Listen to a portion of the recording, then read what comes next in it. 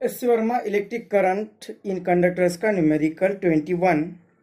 Consider capital N is equal to N1 into N2 identical cells each of EMF E and internal resistance R. Suppose N1 cells are joined in series to form a line and N2 such lines are connected in parallel. The combination drives a current in an external resistance R. ए और B part दिए हुए, ए part में कहा है find the current in the external resistance. तो पहले ए part discuss करते हैं. यहाँ पे इस तरह का कॉम्बिनेशन दिया हुआ है. हमारे पास सेल्स दिए हुए टोटल कैपिटल एन और एन सेल्स को इस तरह से कॉम्बिनेशन में लगाया है, सीरीज कॉम्बिनेशन में लगाया है. और ऐसे 1 2 3 4 N1 सेल्स को कॉम्बिनेशन में लगाया है. यहाँ पे भी 1 2 3 4 N1 सेल्स रहेंगे, यहाँ पे N1 सेल्स रहेंगे. तो N1 नंबर ऑफ सेल्स को जिनका EMF E रहेगा और इंटरनल रेजिस्टेंस R रहेगा, सभी आइडेंटिकल सेल्स रहेंगे. ऐसे N1 सेल्स को सीरीज में N1 सेल्स को सीरीज में कनेक्ट किया हुआ है. और वो सीरीज में कनेक्ट किए हुए सेल्स वो सीरीज फिर से पैरेलल में कंबाइन की हुई है. और ऐसे N2 रोज रहेंगे, तो ये सभी कॉम्बिनेशन एक रो, इसका इक्विवेलेंट क्या आएगा? तो सभी इन सेल्स का EMF सीरीज में है तो उनकी एडिशन होगी, क्योंकि ये सभी सेल्स एक दूसरे को असिस्ट कर रहे हैं. तो टोटल EMF जो रहेगा वो सबकी एडिशन रहेगी, सम रहेगी. तो इस रो का जो इक्विवेलेंट EMF रहेगा वो सभी सेल्स की एडिशन, मतलब ये EMF की एडिशन, मतलब ये आएगा NE, टोटल इक्विवेलेंट EMF. और इंटरनल रेजिस्टेंस ये भी सीरीज में है तो उनकी भी एडिशन होगी. तो टोटल इंटरनल रेजिस्टेंस आएगा N into R. N1 series है, N1 सेल्स है तो ये N1E आएगा और ये N1R आएगा. तो इस तरह से इस रो का इक्विवेलेंट कॉम्बिनेशन ये रहेगा. उसी तरह से यहाँ पे बनेगा सेम, ये N1 नंबर ऑफ सेल्स रहेंगे तो इनका यहाँ पर आएगा N1E और N1 रेजिस्टेंस है तो N1R. तो इसी तरह से एक कॉम्बिनेशन इस तरह से ऐसे N2 रोज को कनेक्ट करना है तो ये N2 रोज यहाँ पे भी आएगा N1E और ये आएगा N1R.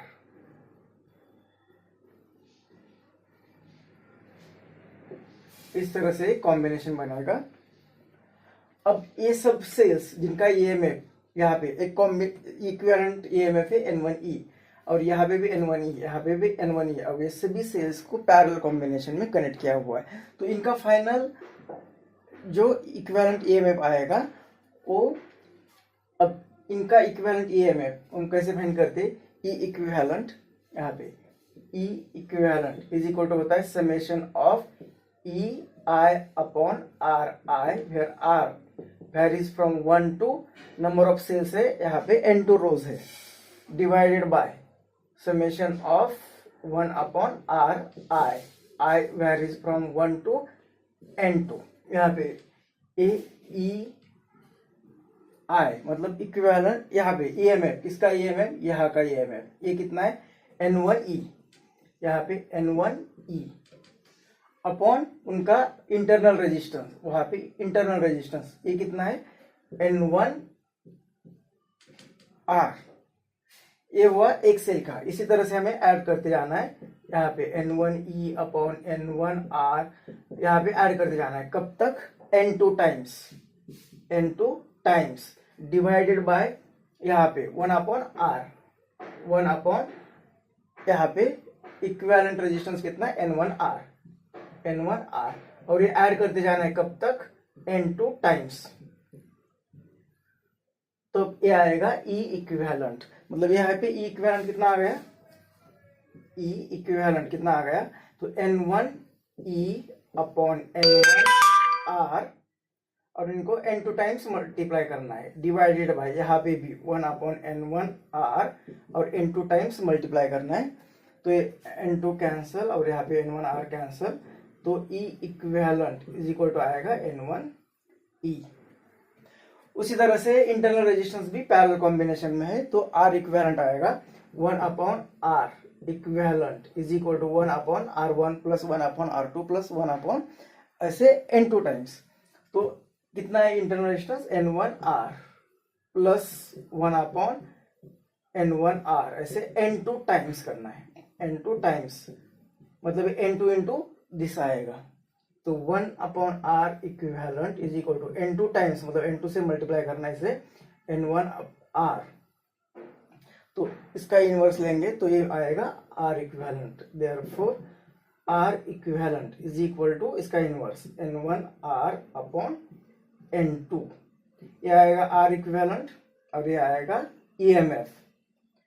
अब क्वेश्चन में अब मतलब ये फाइनल सर्किट, ये सर्किट कैसे बनेगा? तो यहाँ पे फाइनल इक्विवेलेंट EMF इसकी वैल्यू आएगी N1E और ये फाइनल इक्विवेलेंट इंटरनल रेजिस्टेंस ये आएगा ये R N1R अपॉन N2। अब इस कॉम्बिनेशन को ये कॉम्बिनेशन जो है उसका फाइनल फिगर इस तरह से आएगी और इसे कनेक्ट किया हुआ है एक एक्सटर्नल रजिस्टर के अक्रॉस। ये एक्सटर्नल रजिस्टर के अक्रॉस कनेक्ट किया हुआ है। तो यहां से जो करंट फ्लो होगा I, वो I करंट कितना होगा इक्वेशन है। तो I इज इक्वल टू होता है E अपॉन R। तो E मतलब यहाँ पे N1E अपॉन टोटल रेजिस्टेंस है R प्लस ये internal resistance N1R upon N2। तो ये आएगा current flowing through this combination. तो ये हुआ पहला पार्ट। अब बी पार्ट में कहा है कि assuming that N1 and N2 can be continuously varied, find the relation between N1 and N2 capital R and small r for which the current in capital R is maximum। अब एक current maximum चाहिए। तो ये maximum current कब होगा? तो जब internal resistance और एक्सटर्नल रेजिस्टेंस इक्वल रहेंगे। मतलब I मैक्सिमम कब रहेगा? जब R और R इक्विवेलेंट और एक्सटर्नल रेजिस्टेंस इक्वल रहेंगे तब।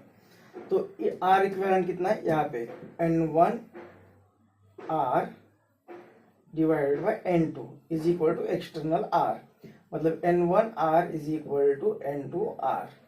ये रिलेशन रहेगा between N1 N2 small r and capital R जब current flowing through this combination is maximum.